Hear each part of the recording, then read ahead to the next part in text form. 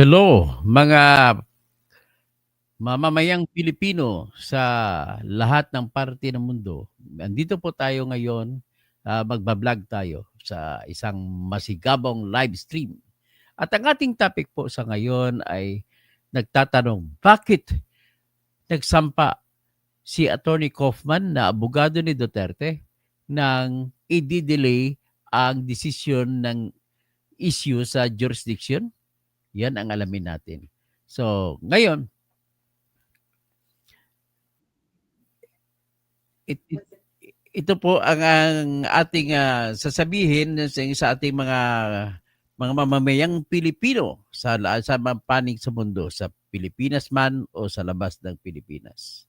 So, ito po sa ngayon, bago ang lahat, I will just i ire-remind ko lang po kayo. I just want to remind everybody, all the Filipinos in the world, in the any part of the world, that in the Philippines there is that so-called 1987 Constitution that mandates or orders that no person shall be deprived of life, liberty, or property without due process of law, nor shall any person be denied the equal protection of the laws. Actually, these rights are copied from the United States of America Constitution or amendment. But anyway, what is important here is walang mawawalan ng karapatan kung hindi dadaan sa batas. Dapat may proseso ng batas ang pagdadaanan. So in that aspect, ito po ay mag-apply din kay Rodrigo Duterte. Ito rin mag-apply sa kahit sino. Mag-apply din sa kanyang anak na si Sara Duterte na ini-impeach ng House of Representatives. So natandaan natin na isa sa mga rason kung bakit binasura ng Supreme Court ang impeachment na reklamo laban kay Sara Duterte ay sapagkat po ay hindi nila nirespeto ang karapatang pantao ni Sara Duterte. Ang tinitingnan dito ng karapatang pantao ni Sara Duterte ay hindi yung kanyang posisyon na bilang Vice President of the Philippines, kundi yung karapatang pantao niya na siya ay dapat mamuhay ng maayos. Kung paano siya mabubuhay kung ang pangalan niya ay sinisira sa impeachment. So, kailangan pakinggan din siya bago siya impeach. Kung anong kanyang side, anong kanyang paliwanag, dapat ba siyang impeach, dapat pakinggan din siya. Ang pangalawang karapatan niya na mawawala pag siya impeach ay yung karapatan niya sa kasakali siya malalagay siya sa balag ng alanganin na kung saan ang sweldo niya bilang pangalawang Pangulo ng Pilipinas ay nalalagay din sa balag ng alanganin. Wala rin pong pinag-iba yan sa isang teacher ng kahit anong public school natin or public or high school, whatever. Kung or empleyado sa mga opisina natin, kahit na mababang kawani, ay hindi mo siya pwedeng tanggalin na walang hearing, na walang pagbibigay ng oportunidad or datawag ng pagkakataon na para i-depensa yung sarili niya. Halimbawa, may isang empleyado na nahulihan na nagnakaw ng bond paper. Pwede ba siyang tanggalin kaagad na wala ng pagpapaliwanag? Dapat po pagbibigyan siya ng pagkakataon na magpaliwanag kung bakit hindi siya tanggalin sa kanyang trabaho bilang isang, halimbawa, janitor or kung ano man bilang opisina. So, that makes sense na dapat intindido ng lahat kung bakit sinabi ng Supreme Court ng Pilipinas na kailangan nirespeto mo na sana ng House of Representatives kahit na pirmado na ng at least 1/3 members of the House of Representatives, kailangan pa rin muna bigyan nila ng kopya ng reklamong impeachment at ng ebidensya si Sara Duterte para pagpaliwanagin at kung hindi sila conforme sa paliwanag, sa kanila iakyat sa Senate yung kanilang impeachment complaint.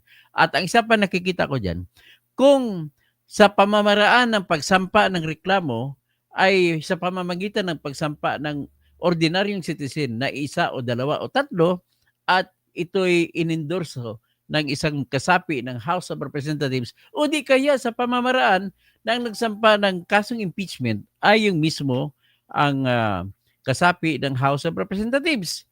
Bakit doon ay talagang istrikto ang proseso? Kailangan sa loob ng 10 araw na session days ay inuutusan ang House of Representatives na ilagay sa kalendaryo, sa agenda o sa order of business ng House of Representatives at doon ay i-refer, ibigay nila sa proper committee sa loob ng 3 session days. Bakit istrikto ang Constitution sa ganung pamamaraan at idadaan pa ang hearing sa committee level, sa Committee on Justice? Bakit istrikto ang haba ng papuntahan? 60 days pa ang antayin bago magdesisyon ang committee kung ipapasa, kung magdesisyon sila i-impeach si Sara o hindi. Bakit ang haba? Bakit ang stricto ng proseso? Ngayon, kung sa wanted na pirma, direkta, hindi po pwede mangyari na direkta, napakasimple-simple lang. Ang abuso ng mga politiko at binigyan mo lahat sila Israel kakampi o di hawak ng speaker, kagaya ng binibigyan ng pera, 150,000, 150 million bawat isa, hindi abuso. So, ibig sabihin, pag hindi natin igalang ang due process, pinapayagan natin na mamayani ang abuso ng tambaluslos na kagaya ng speaker na hawak ang lahat ng mga congressmen. Okay, diretso tayo kay Digong Duterte. Para magkaisang kapalaran nata si Sara at saka si Digong Duterte. Ang kay Duterte naman sa ngayon ay nabasa ko, ang latest ay yung mga abogado niya na inaaway ngayon ni Attorney Harry Roque na parang hindi sincero sa pagiging abogado niya kay Digong Duterte. Pero nitong huli nagsampa si Attorney Nicholas Koopman ng pleading na nagre-request siya sa pre-trial chamber ng International Criminal Court na kung pwede, pagpaliban mo na, wag mo na mag-decision ka agad sa issue na kung may jurisdiction ba ang ICC o wala. Yan muna ang nangyayari sa ngayon. Ang tanong dun, bakit? Wala ba siyang kumpiyansa? Kung ako na hindi niya abogado, kung ako na walang kinalaman sa kaso na yan, bakit ako matapang? Sigurado pa ako sa aking sinasabi, sa theory ng aking pinag-aralan sa Rome Statute, ay wala na pong jurisdiction ang International Criminal Court sa kaso ni Digong Duterte, kaya dapat i-dismiss na yan. Ngayon, ano maging dahilan ko? Sinabi ko na po at ulitin ko naman ngayon, ang dahilan po ay yung Article 12, Paragraph 2 ng Rome Statute na nagsasabi na hindi pwede magbigay ng authority to investigate ang pre-trial chamber doon sa Office of the Prosecutor kung hindi na kasapi ang bansa kung saan ang akusado ay mamamayan. Sa panahon ng pagbibigay ng authority o pag-request ng authority, kapag hindi na membro ng ACC ang bansa kung saan ang akusado ay citizen, hindi pwede magbigay ng tinatawag na authority to investigate. Now, ngayon, nakalagay din po sa Article 15, Section Paragraph 4 ng Rome Statute na pwede magbigay ang pre-trial chamber ng authority kasi meron naman siya, may reservation siya. Ang reservation niya kasi finally ay pag akusado mahuli, pwede rin magre-request ang akusado na i-dismiss ang kaso dahil wala ng jurisdiction. So, ibig sabihin may reservation without prejudice sa issue ng jurisdiction ang pag-authorize ng pre-trial chamber sa kasong ito ni Duterte. So, this time, dumating nga yung yung pagkakataon na yan na nireserba ng Rome Statute para sa isang akusado. At this time, na akusado ay si Ginoong Duterte. So, kinwestiyon na yan. Ang question na, ulitin ko lang, wala nang authority ang ICC na humawak sa kanyang kaso sapagkat noong panahon na nag-request po ang Office of the Prosecutor ng authority to investigate ay May 14, 2021. So kung ganon, hindi na member ang Pilipinas noong May 14, 2021. Kasi bakit? Nagsampa po ng withdrawal ang Pilipinas sa pagiging member ng ICC noong March 17, 2018. At nakalagay po sa Article 127 ng Rome Statute, ang sinumang bansa ay pwedeng mag-withdraw basta sa kondisyon na kailangan 1 taon pa muna ang palipasin bago magiging final ang withdrawal. At kung 1 taon na palipasin, so March 17, 2019 ay final na hindi na member ang Pilipinas sa ICC. So sa makatwid, nung sinampa yung request for investigation noong May 24 na sinampa ng Office of the Prosecutor ay hindi na member ang Pilipinas. Pero ganun pa man, noong September 15, 2021, ay nagbigay ng authority ang Office of the Pretrial Chamber Judge. At ito naman po ay sang-ayon din sa Article 15, Paragraph 2 na sinasabi, Article 15, Paragraph 4 na sinasabi na kahit na nagbigay ng authority ay pwede pa rin i-question ni Duterte ang jurisdiction ng ICC laban sa kanya. So ngayon, ang tanong na lang to, bakit nag-request si Attorney Kaufman na i-delay muna ang desisyon ng Pretrial Chamber Court ng ICC tungkol sa issue ng jurisdiction? Hindi ko po alam. Nabinasa ko ang kanyang pleading, maraming redacted. Pag sinilagay mo redacted, hindi mo mababasa kung ano napapaloob doon ng mga rason. But anyway, dinidecipher ko at parang may kinalaman o may koneksyon sa naunang request nila na pinayagan ng ICC, yung request to defer or to delay the decision on the request for Duterte to be for temporary freedom of Duterte. So, yan. Hindi natin alam kung anong dahilan kung bakit nag-request sila ng delay sa temporary freedom. Ang sinabi lamang ni Atty. Kaufman ay dahil may na-discover sila ng huli at dahil po sa ginawa ng prosecution na marami silang winning withhold na mga dokumento, informasyon na makapagpatulong sana sa kanilang sa kanilang pleading. Gaya naman ngayon, dinahilan naman ni Atty. Kaufman ang maraming huling, ibig sabihin delayed ang Office of the Prosecutor sa pagbibigay ng informasyon na nire-require sa kanila ng pre-trial chamber na dapat magsumiti sila ng lahat ng ebidensya nila bago mag-September 23, 2025 na confirmation hearing. So, ganun po yan, mga ladies and gentlemen. Ngayon, hindi lang natin alam, but we have to wait. Pero I do believe na kung dumiritso sila, ay sapat na po ang argumento na mananalo sila. Bakit? Ano bang argumento ng kabila? Ang argumento ng kabila ay sinasabi nila na may jurisdiction pa rin daw kuno ang ICC sapagkat ang Office of the Prosecutor ay nag-anunsyo unilateral action. Sila lang, walang approval ng ICC court 'yun. Kasi ang sinabi nila, nag-announce sila na on February 8, 2018 ay nag-announce sila na magkakadak sila ng preliminary examination. Iba po yung preliminary examination kaysa kaysa investigation. Yung preliminary examination po yung ginagawa ng ICC diyan ay nagtitingin lang sa mga website, sa website ng Amnesty International at saka sa website ng Human Rights Watch. So lahat noon yun ang tinitingnan nila. Kumbaga nagre-research lang sila kung ano mga impormasyon makuha nila without the help of the government or the state concerned. So dito, natapos yung kanilang tagal-tagal natapos. Pero mo, umabot pa sa May 14, 2021 bago makapagtapos ng kanilang examination na hindi nakasapi ang Pilipinas. So yan ang pinaglalaban ng kalaban ng Office of the Prosecutor at ng Office of the Victims sa the Council of the Victims sa kung sino ang mga pamilya ng mga namatay sa war on drugs at saka yung mga namatay sa Davao City Death Squads.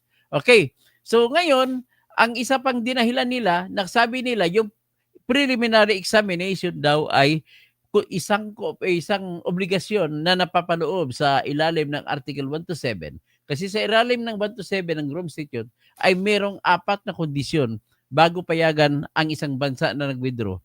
Okay, ang unang kondisyon ay kailangan magiging effective muna sa loob ng isang taon ang pag-withdraw. Pagkatapos niyan, habang member pa sila, habang nag-aantay pa sila ng isang taon na yon, ay may isa pang obligasyon, kailangan bayaran ng Pilipinas ang kanilang membership fee or whatever financial obligation na meron sila sa ICC. Number 3 obligation ay kailangan makipag-cooperate pa rin ang Pilipinas sa ICC sa mga kinakailangang cooperation na nagawa sa panahon na kasapi pa ang Pilipinas ng ICC. In other words, bago magiging final ang withdrawal, ay meron ba, ang tanong dyan, meron bang cooperation na nangyari sa gitna ng Pilipinas at ICC? Kung ako naman tanongin nyo, on record, ay wala po. So, ibig sabihin, magtanong tayo sa pang-apat, mayroong obligasyon ng Pilipinas at magiging pagkasabi pa tayo sa jurisdiction ng Pilipinas kung kay Duterte pag-usapan, kung sa kaso ni Duterte ay nagkaroon ng any matter under consideration by the court nung panahon na hindi pa final ang withdrawal. So sa mga gayon, wala po nangyari na mga obligation or cooperation or whatever matter under consideration by the court. So ngayon, ang preliminary examination po ay hindi matter under consideration by the court. It is a matter under consideration by the prosecutor. So, the prosecutor is one thing and the court is another thing. So, that is the blunt and the solid information or solid piece of evidence that can derail or defeat the argument of the Office of the Prosecutor of the International Criminal Court in insisting that the ICC still has jurisdiction over the Philippines and Rodrigo Duterte. So yan po ang aking masasabi hanggang sa ngayon. Pag patapos na tayo, ilan lang po ang latest kay Digong Duterte. Let us hope for the best and expect the worst. Gano'n na po. Pero ako naman po ay ano lang ako, kumbaga neutral lang ako kung yan talaga kasi ang batas, ako nakikialam lang para sa batas. Ipaglalaban ko lang kung ano ang batas, na dapat sundin ang batas. Because anywhere in the world, the majesty of the law must be upheld. And the supremacy of law in the Philippines must also be upheld. That is what we call as Duralex sed lex. So, the law may be harsh, but it is the law and we have to comply with it. Even the heavens may fall. Ganon po ang dapat maging attitude natin. Okay, so magdawag na lang ako kay Lani Margas, hudas talaga Cookman na yan, bayad ni Bangaga, palibhasa, abogado ni Marcos ng 13 years ago. Grabe, hindi naman natin, pagbigyan nyo si Attorney Kaufman, hindi naman siguro, wala man ako nakita masama pa. Kumbaga sa mga pleading ng mga sinulat ni Kaufman, ay tama naman. Kaya lang, ang problema lang, masasabi ko lang, mas magaling ako sumulat ng motion kumpara sa ginawa ng motion ni Attorney Kaufman at saka ni Attorney Dove Jacobs. Okay, si Ben Reclamador, late ka. Si Chara, I'm new subscriber from UK. Ay, welcome here, Chara. Salamat at hindi ka magsisisi dito. Marami kang batas na malalaman. Roddy Rabi, Pastor, it's the end case. In the end, case against Duterte will be dismissed because ICC has no jurisdiction. Tama po yan. Ganun talaga ang argumento natin. So, ibig sabihin, mag-double victory. Pwede mag-double victory ang si Sara at si Digong. Panalo sa impeachment, panalo pa sa ICC. So, Nancy Beringel, di po ba naganap ng mga reklamo, naganap ang mga reklamo na member pa tayo ng ICC? Hindi po, wala pong reklamo ng member pa tayo ng ICC. Ang reklamo ay sinampa lamang noong 2018 pero wala pang action ang ICC kundi preliminary examination lang. So, ang batas kasi ng Rome Statute sa ilalim ng Article 12, Paragraph 2 ay pwede lamang ma-authorize ang pagsisimula ng kaso kung member pa ang Pilipinas. Ganun po nagsasabi. Ang pagsampa kasi ni Trillanes, yung ano lang yon, hindi naman reklamo yun, Nancy, kundi lang yon, nagbibigay lang ng informasyon na maaring pagbasihan ng Office of the Prosecutor kung magtutuloy sila sa kaso o hindi. Kaya basta ako pong paniwalaan nyo, Nancy, ang tama po ako po. And Roddy Rabi, Pastor, Niorico Asorto, tama ka, Sir Toto, ayaw na magpagamit ang Supreme Court sa administration kasi yung una ginawa nila kay Tatay Digong, ngayon kay Madam Sara naman mawawala na kasi yung due process sa ibang bansa ay sa bansa pagpagamit ulit. So, Eddie Calalo, ang talino po nyo, bakit kayo na-disbar? Di bali, nagkipaglaban kasi ako sa corruption, tapos ang aking kaso na sa corruption sinampa, ay aking pinost sa Facebook, kaya ako na-disbar. Bawal daw mag-post sa Facebook. Okay? Fernando Rafael Fernandez Cuervo, si Kopman, mukhang pera. Tapos, magandang umaga, no? Buenos dias, Fernando Rafael Fernandez Cuervo. Gregorio Rimolta, hi, hello, Dr. Tokausing, watching from Phoenix, Arizona. So, yan po, no? Ang bago nating kindigong. Ciara, Squeezy, bakit ka na-disbar? Na-disbar po ako because ay nagsampa po ako ng kasong plunder laban sa isang corrupt na congressman noon na si Ferdinand Dinan Hernandez at naipost ko sa Facebook nang dahil lang na-post sa Facebook, bawal daw yun. Kaya dinisbar na ako. So, Versatile Matt, good morning, Katoto, watching from LU from UAE. Salamat dyan. More power and continue your advocacy. Maraming salamat po at magandang umaga.